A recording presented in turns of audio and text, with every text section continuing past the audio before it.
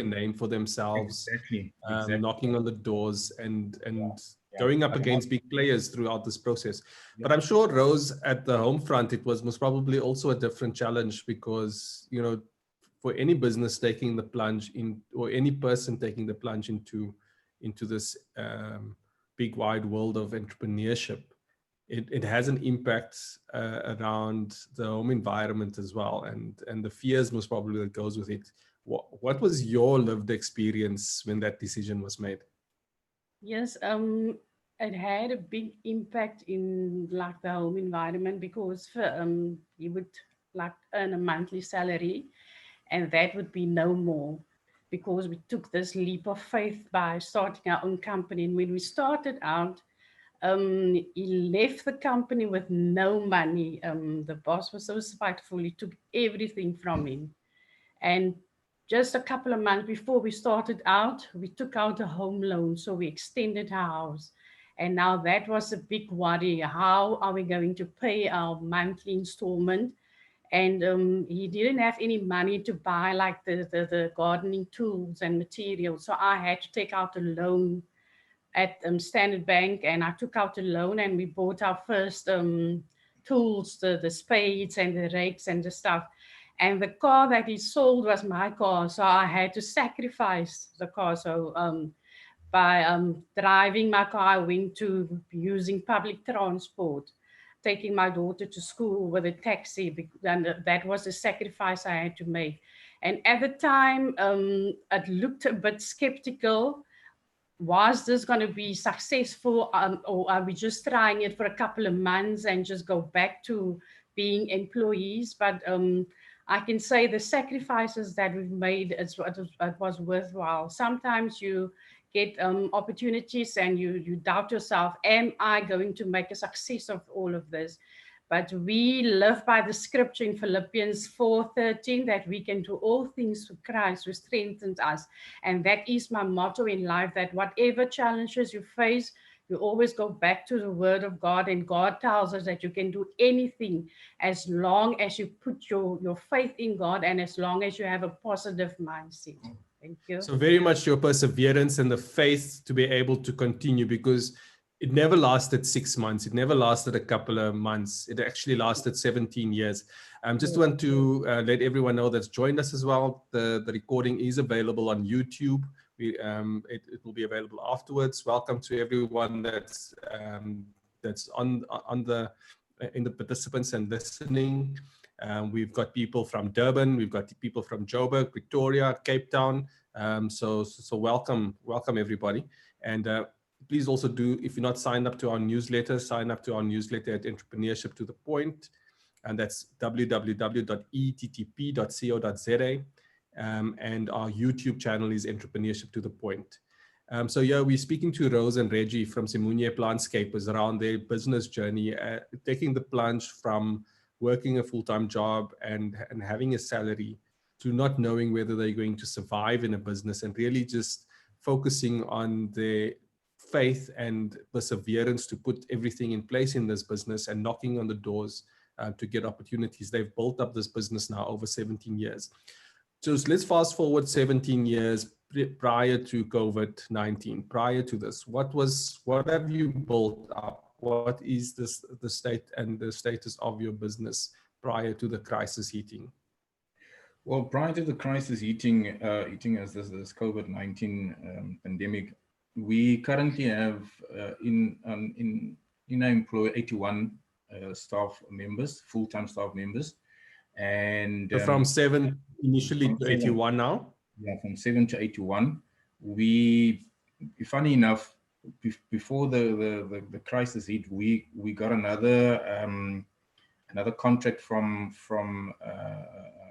one of our clients who gave us another contract. So there we're going to be employing another 7 staff members. So from 81 we're going to go to 88 staff members.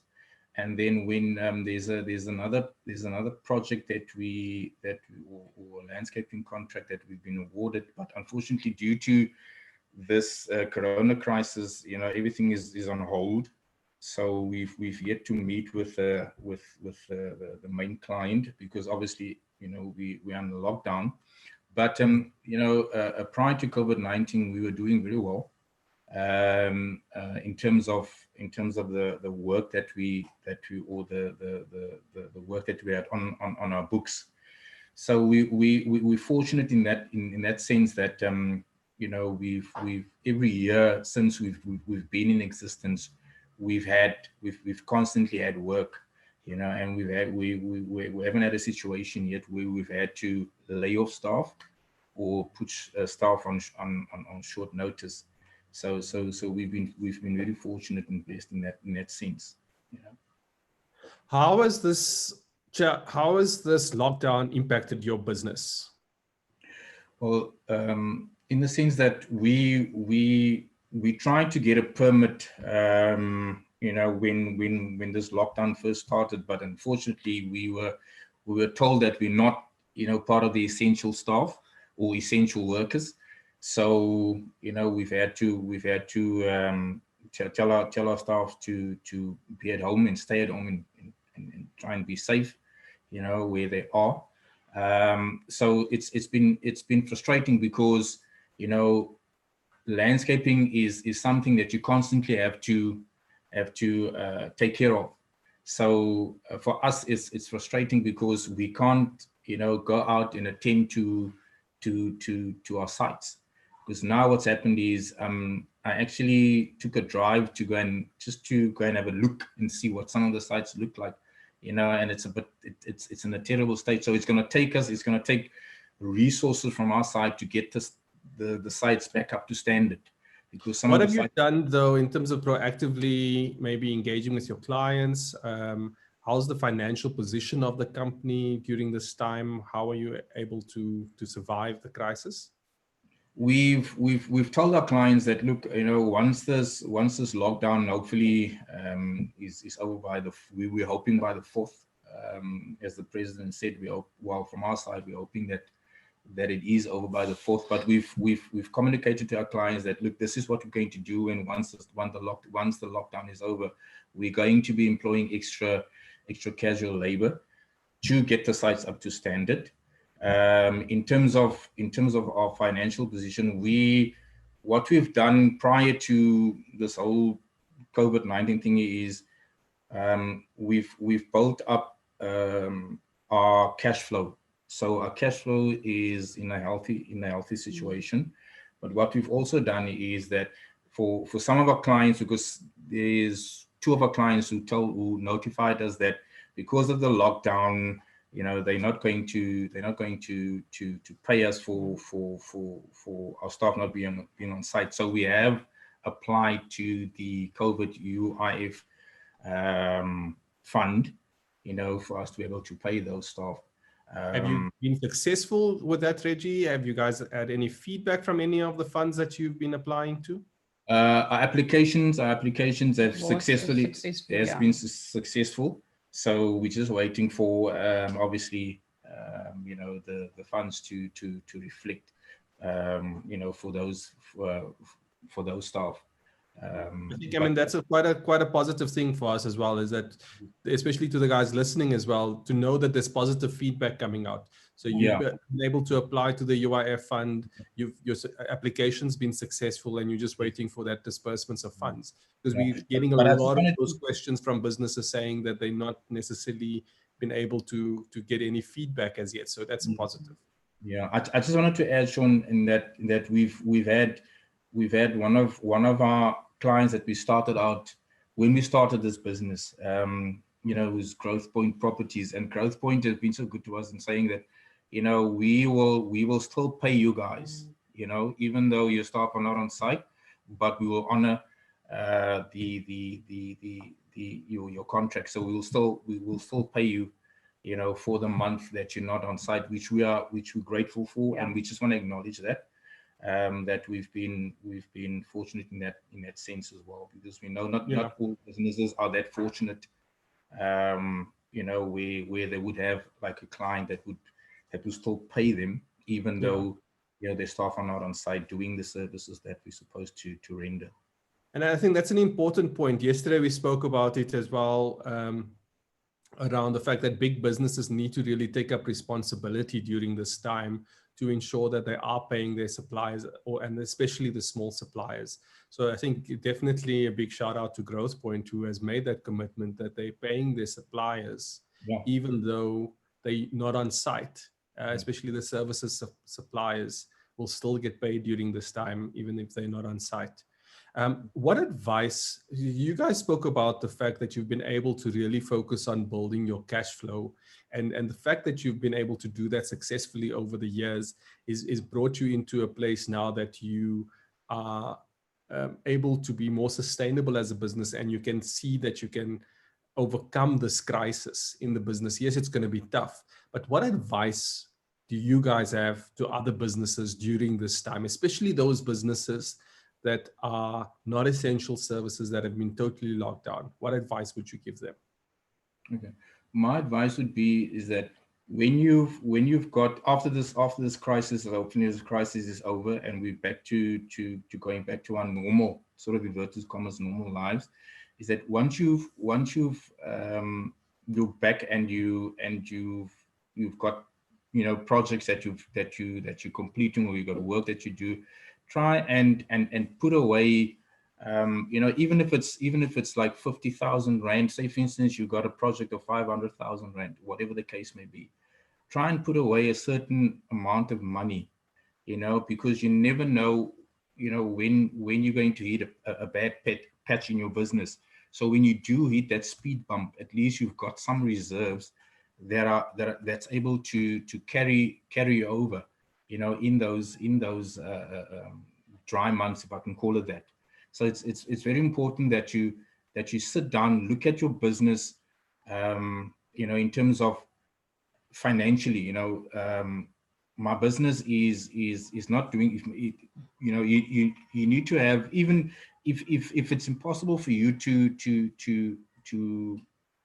you know, self-examine your business, get somebody that you trust, somebody that's got a financial knowledge, to come in and have a look at your business and say, okay, you know, you need to improve in this area or that area, and try and work, you know, in those areas that you can improve your business in, so to make your business self-sustainable. Because it's easy to once you make a bit of money to lose your head and say, okay, now start buying stuff that you don't really need for your business.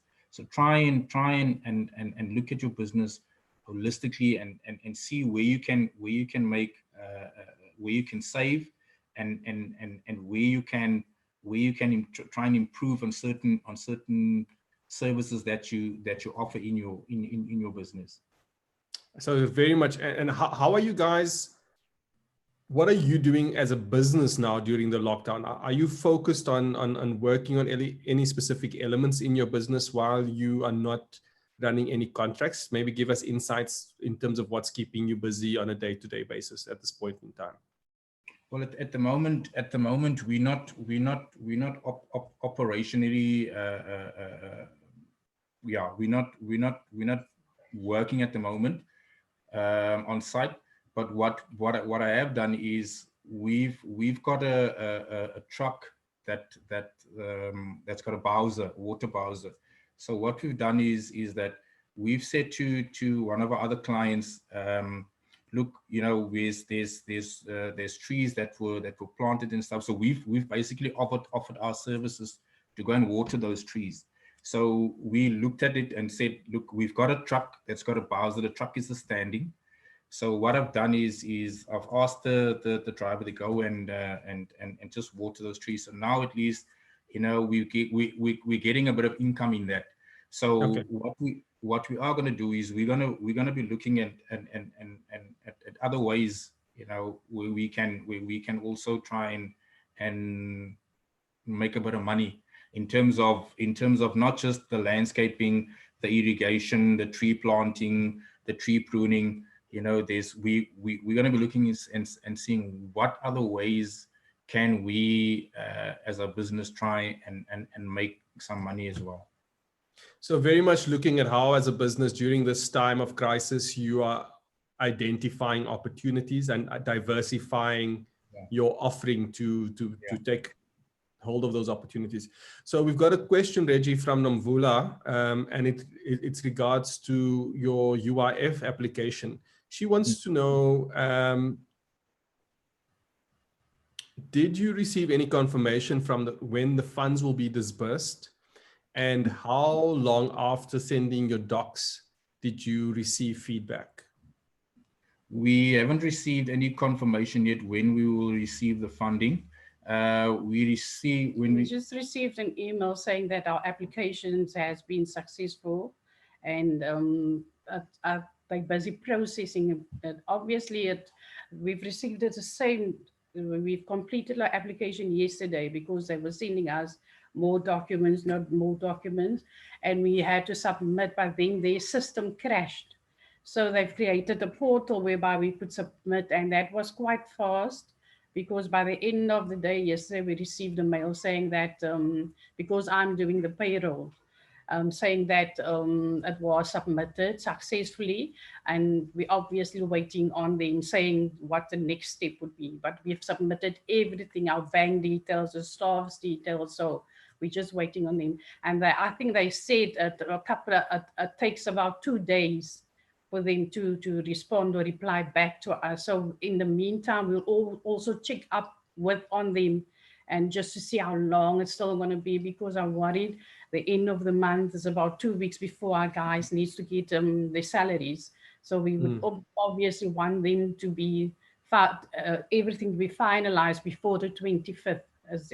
Because that's when we pay our guys. So we're just waiting on them, because they said they'll be submitting an A3 letter saying what the next step would be. So we're waiting on an A3 letter from them just to notify us what the next step would be.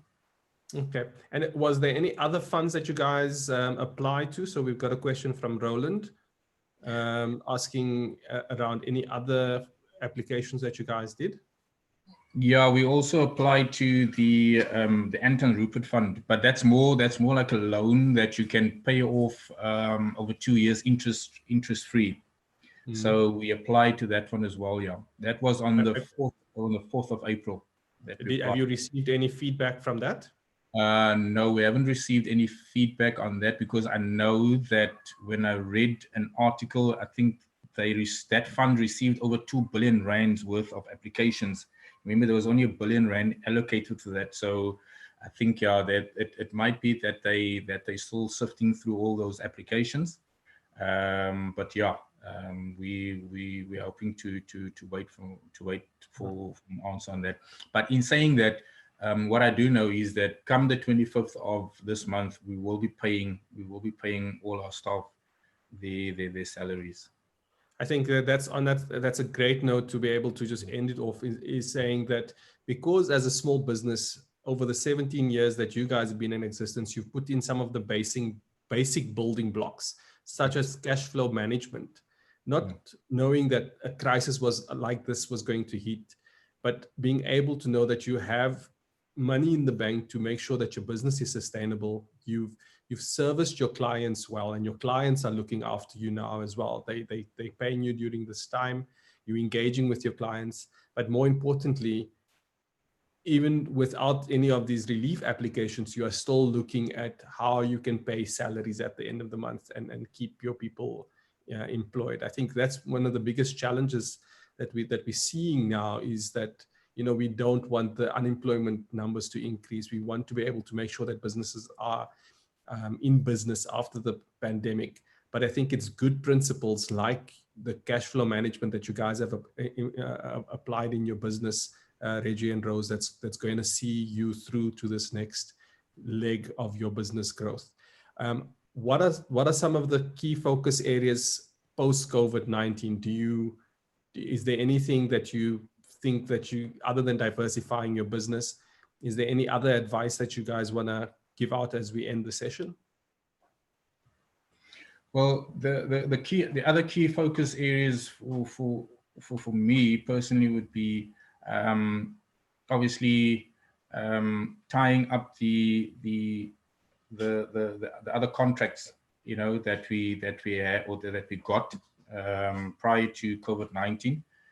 Getting our signatures on the dotted line, and just to tie up those contracts. The other thing that we are going to, or that we will also be focusing on is I plan to have a meeting with all our staff, you know, and just to hear from them, you know, what was their experiences during this COVID-19, you know, because I would like to have the feedback from the staff in terms of, you know, how did it impact them as well? Because I know well, especially in the Western Cape, you know, there's been instances where people have been, you know, looting and rioting because of food and stuff like that. So for me, the focus would be I want to have a meeting with my staff and say, going forward, you know, what is it that they would want us as their employers, you know, to do? How can we do things differently? You know, Yes. because at the end of the day, our company wouldn't be anything without our employees. So for me, after this lockdown period, I plan to have a meeting with all our staff, and just to get feedback from them, and then and hear exactly, you know, what it is that they feel that you know, we as the employers can do for them. Yeah, I think thank you so much for sharing that insights. Definitely communication with your staff at this point in time is going to be crucial. And once again, Rose and Reggie, thank you for sharing your journey and your story and some of your insights with us. We move now from Cape Town, and we're going to come all the way back to Johannesburg with Teco, and hearing Teco's story and his journey.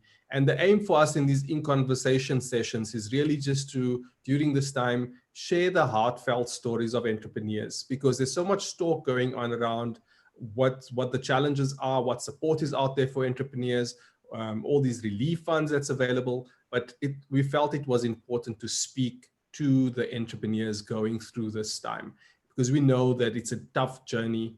And as Entrepreneurship to the Point and Property Point, we've walked alongside businesses, and we want to bring the business story to the forefront. Real stories from entrepreneurs around their lived experiences. On that note, Teco, are you available? Are you with us?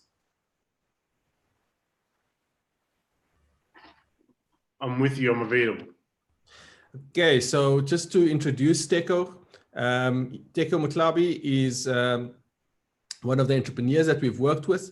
Teco, take this opportunity to maybe just introduce yourself to the listeners, and give us an insight into what your business is all about, who you about, where you're from, and yeah. Okay, thank you, Sean, for having me, and apologies to everyone for earlier on. I think everybody knows we had a technical issue. So anyway, so yeah, hello to everybody. My name is Nico Mutlabi, and I'm from a company called Tecmo Property Services, also trading as Tecmo Air. So we give services in the HVAC.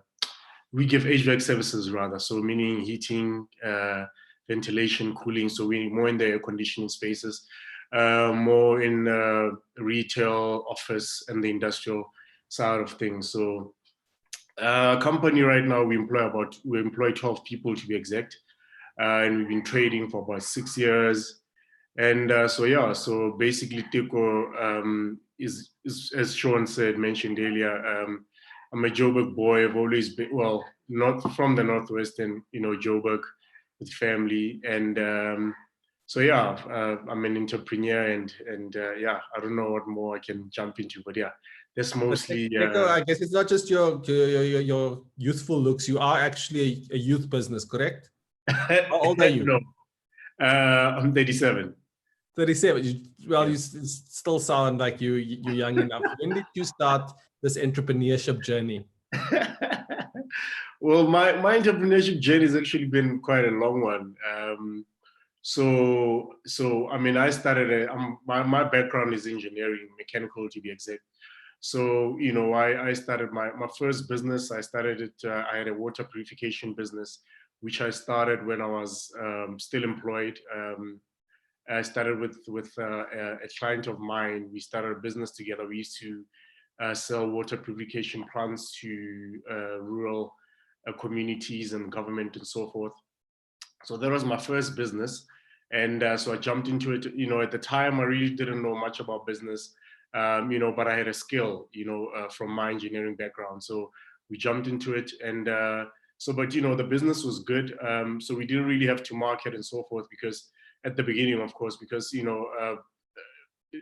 clients actually approached us to start this business, as there was just a need in the market, So I started, as I said, with this guy that used to be my client, but we didn't know much about business at the time, and money just kept on rolling in, and we didn't know how to manage the business. We honestly misused funds and so forth.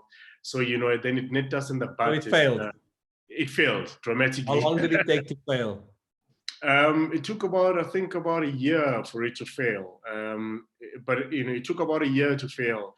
At the time, I think one of the reasons why it also went down very quickly was that at the time, because it was such a remarkable business and not a lot of people were doing this type of business, we got to win a trip to spend about 7 days, I remember, with Richard Branson in the United States.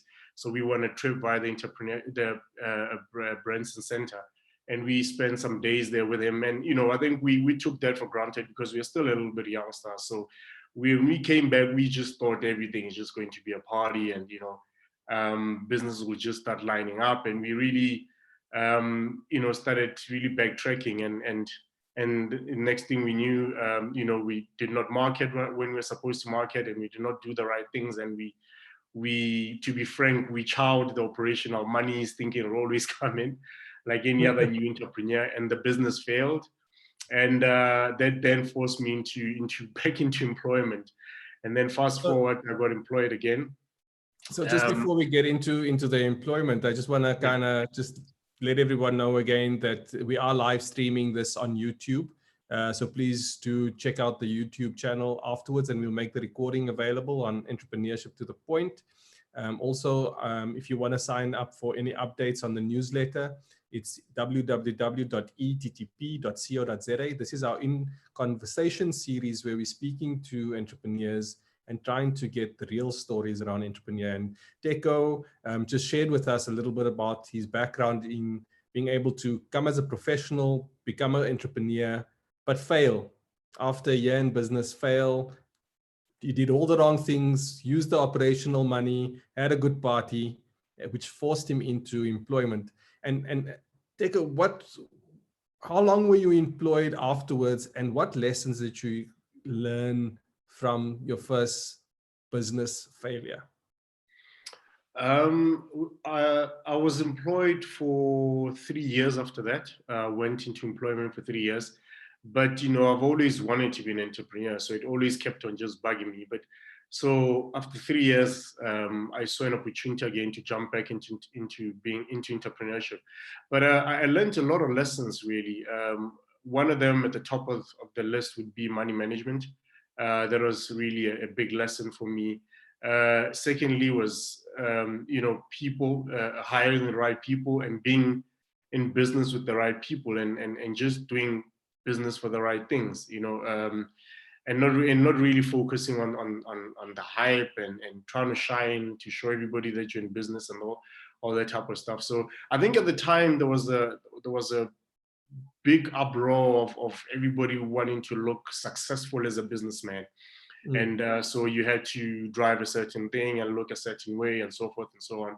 So those were the lessons that business, you work on it, you build it. It's not a one-day thing, and once you do that, then you become solid.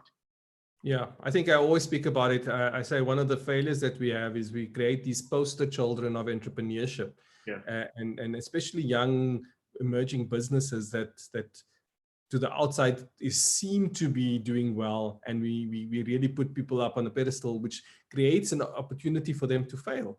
So we see the lifestyle that goes with that, but not necessarily how businesses are focused in their business. So what are the key factors that you have now brought into play? Tell us about Tecmo Property Services. What are those key lessons that you've taken from your first failure into Tecmo Services, and where were you prior to the COVID pandemic? So some of the things that that obviously brought into that I've managed to brought over the years into Tekma Property Services was, I'm a firm believer. I think anybody that knows me will tell you I'm always about people, and some of the things that one of the key things that I think that made me survive till today is that I've managed to handpick a lot of the guys that I work with, and I've got guys that, or rather work for me. I have guys that are not in a literal sense, but that are ready to always ride and die with me. Even till today, I have guys that even during this lockdown, my guys will call me all the time. They're ready to take pay cuts. They understand that when it's good, and they understand when things are not happening, that we will bounce back, and that I truly have their back. So The that talent is, selection and people, yeah, the right yeah. people on board is key for you. That is it. That is at the top of my list, and I think it will be for the longest of time, because I mean, the last thing you want to do is to be dealing with delinquency and so forth, and people not being happy that they're gonna get a pay cut maybe next month or so forth. But if you are with people that understand your vision, and you've outlined your vision properly to them, and they understand where you guys are trying to go, and it makes things a little bit easier for you. It makes you to manage a lot of things. I mean, so what we have done as well, or rather what I have done for the past 3 weeks as well, in terms of engaging with my guys and to keep us all in the loop, is that I bought all of my technical guys data, whichever way you want to pronounce it. So I bought them data, and our agreement to each other was that they will spend time researching on HVAC, on other air conditioning stuff, on whatever we do. Just keep on the net, just research, so that they can stimulate their mind, so that even if they're not working, because right now we're currently not working. So you're not an essential service during this time, and your business has been. Yeah. Well, my service. Yeah. Well, my service it's actually an essential service, but our clients, we not. I think only the air conditioning or HVAC companies that are in the hospitals or in the shops, in terms of like your Woolies or all these shops that are open. Those are the guys that are regarded as essential. But so with us right now, we're not doing anything, because our clients are more in the office space and the warehousing and the industrial. So that's an important factor, that even though you are an essential service, your market is not there, your clients are not there, so you're not able to do it. But I think a key lesson for me was the fact that you're trying to focus once again on the people development side, being able to go and provide data for your people to continue their learning and research. So one of the things that we just asked our listeners now was just to take a bit of a poll around business failure and how many times have they failed. And I think one of the key factors around entrepreneurship is that people do fail sometimes, and you need to come back from that failure. So 64% of the respondents said that they failed at least once. 27% of our listeners said that they failed more than once or twice. And 9% said that they failed more than 5 times. So I think that failure is sometimes a critical lesson in entrepreneurship, because it's how do you come back from that failure to move forward. What has this meant for your business during this time that of the lockdown? Have you been able to access any relief funds? Have you been able to get any support, positive kind of financial support during this time? Yeah, so we've applied for 2 relief funds, one being the CFA one. And just this afternoon, they mailed me, because I need to still give them some other documents. So I think that will come all right. We're in communication with them. And then the FNB one, through my bank FNB. So that has been successful. They managed to give me some relief funds, plus we're in agreement that I won't be paying any of our bakkies and other things that we have under them.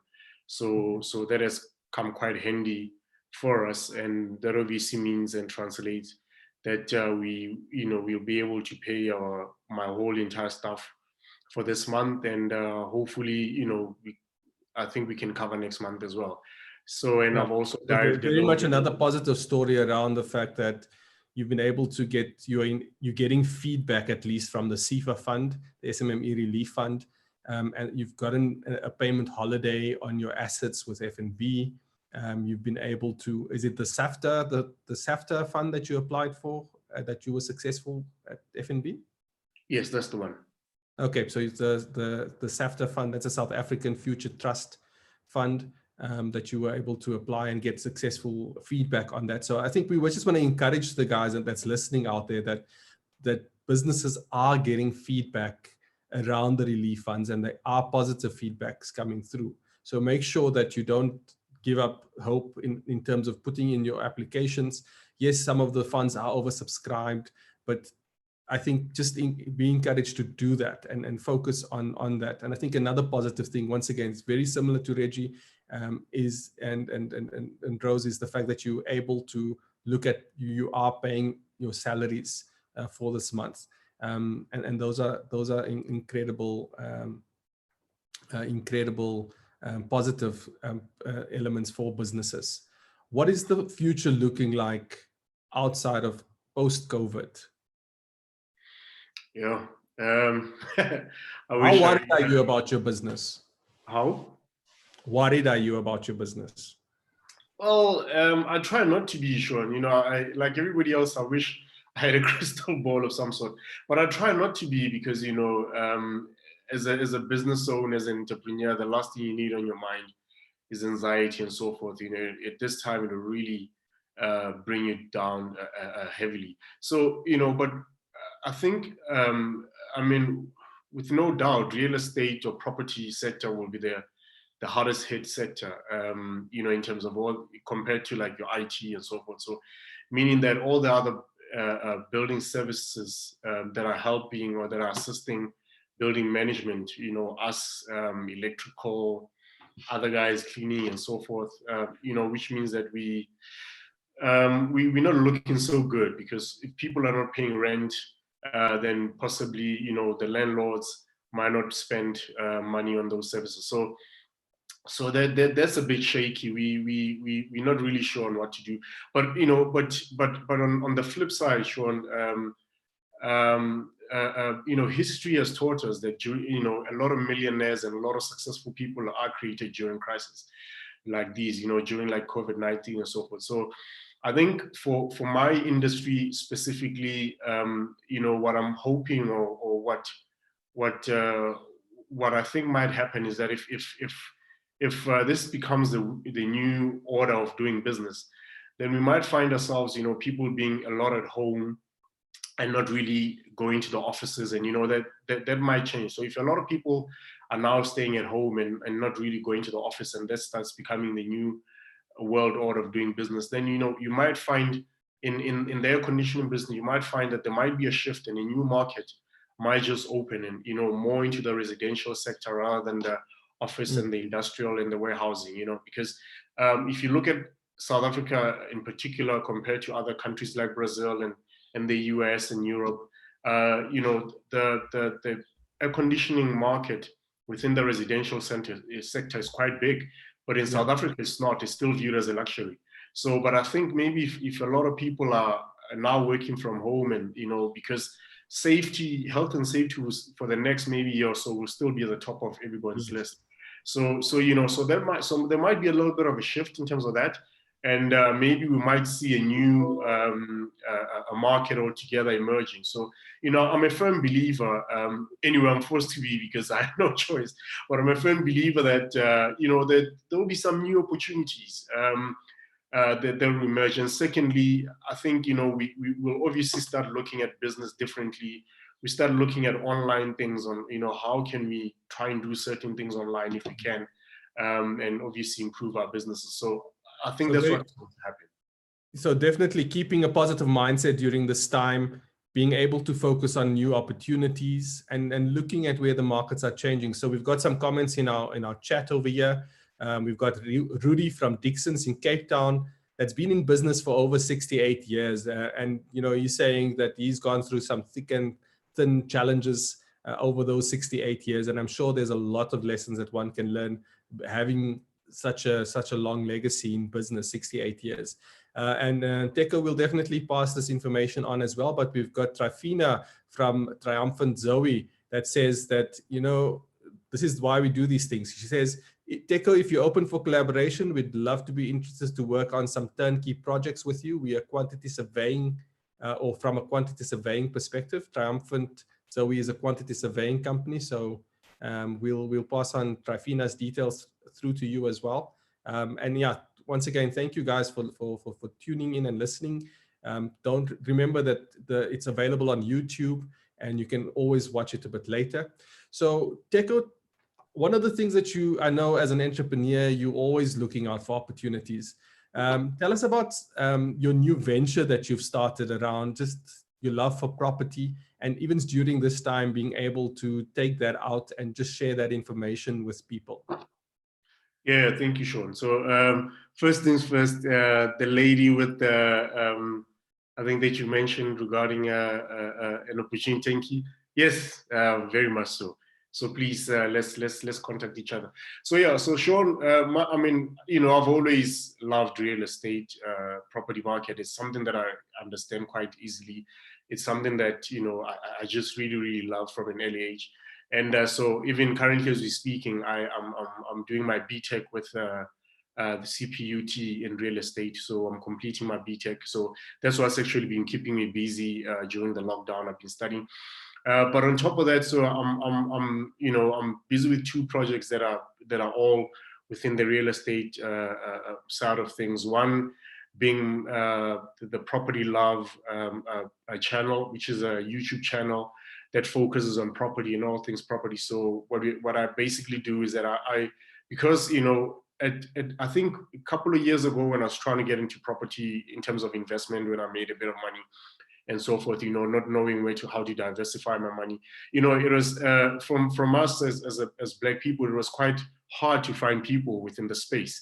You know, you would read, the only information you would find is books from the States or so forth about property or real estate. So with that being said, so you know, I went ahead and started a property channel for exactly that reason, where I can go around speaking to all people in all types of corners of real estate, and, you know, just chat and educate each other as people about what is going on within the property market. I mean, you know, it's so interesting when you talk to a lot of people, especially within the Black community, and you say you're in property, most people will say, oh, are you an estate agent, you know? And it always just baffles me, or really, because there's so much within the space, you know. I mean, you have attorneys within the space, you have quantity surveyors, you have engineers, you have, you know, within the built environment, you have valuers, you have so many people, and there's just all of these things that are not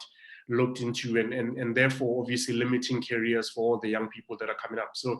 So with that being said, I do have a property channel where we've recorded 4 episodes already, and we've cleaned them up, and from tomorrow we'll be posting the first episode, and, you know, hopefully everybody can just jump into it and let's all learn together. Remember, guys, tomorrow on YouTube, it's called Property Love.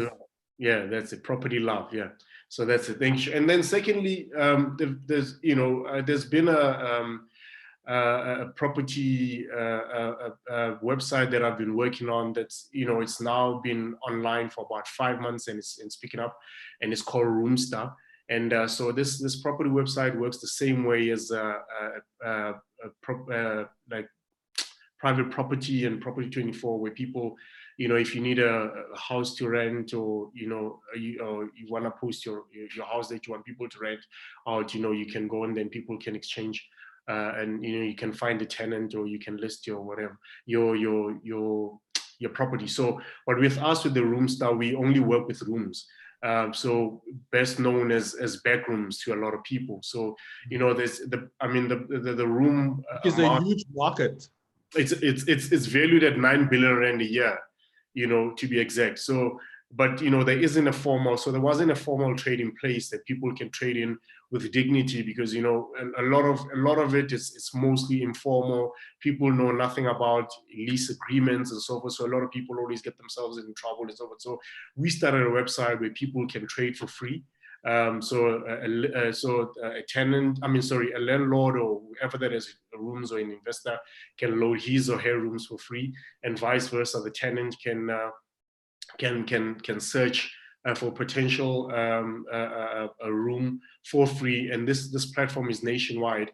But what's really so we went, if you allow me to, we dived in deeper into this platform, where we created a mapping system, you know, that allows a potential tenant to see all the important amenities that are close to the potential room that he wants. So, you know, because of the market that we're playing in, you know, the tenant can easily see the closest taxi rank, can see the closest bus station, the closest school, you know, so that they can make an informed choice.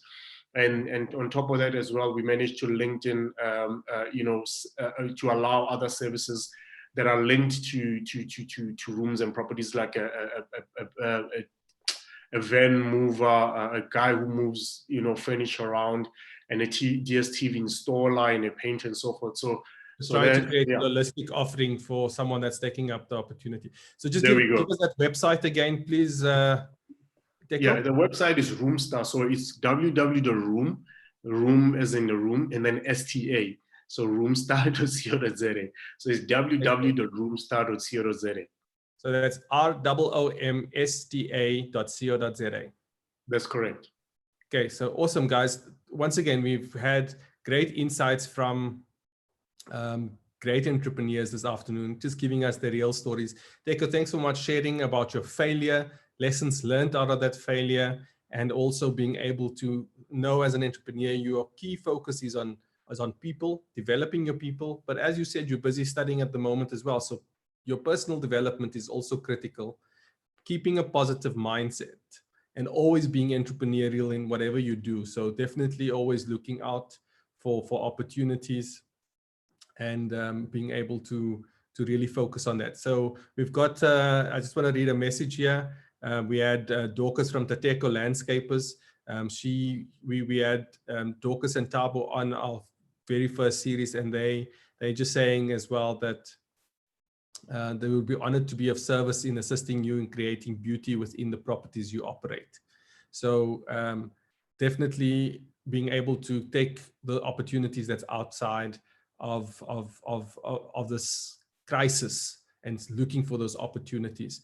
I just want to share the poll quickly before we close off, Deco. Are you thinking about diversifying your business currently due to the limitations of the pandemic? 90% of people are looking at diversifying. So they always say, never let a good crisis go to waste. You know, look at the opportunities that you can get out of it. And people are definitely looking at those opportunities. Deco, it is a Friday. It is the start of a weekend. Maybe you want to share a good song that we can play out for everyone? And the song. So the song is I Found Love. I think it was by Raze. And so is it because you found love? Yes. You got me there. This is recorded. You better answer correctly. But everyone, thank you so much. Thank you for joining us on Entrepreneurship to the Point in Conversation series. We definitely will be bringing you a lot more webinars next week. Please do check out our website and our YouTube channel. Let's, as we kick off the session and kick off the weekend, listen to I Found Love by Blaze. Thanks, Deco. Thanks, Reggie and Rose. Cheers, guys. Thank you very much. Cheers, guys. Have a super weekend.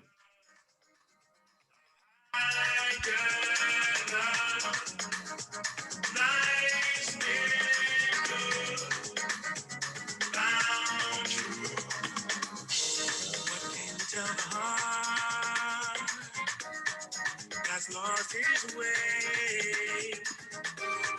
No place for the soul. Can't find a light of day. There's one thing I know. love is a friend. Follow love and go, and happiness will begin. Found love. I found love. Since I found love. I love. Since I found love. Life's been good. I found love. Found true. I found love. I found love. I found love. I love. The high love. Life's been good. I found love. Found true. For a very long time, I was in a strange place where my heart should have been. I had an empty space, but something took a hold on me, and I'll never be the same. Take pleasure in knowing my life has changed. Telling you, I found love. I found love. I found love. I love. True love. Life's been good. I found love. Found true love. Thank you guys for joining us, and have a good weekend. Be blessed and be safe. And hopefully we'll chat to you all next week. Thank you. I'm out of here, Sean.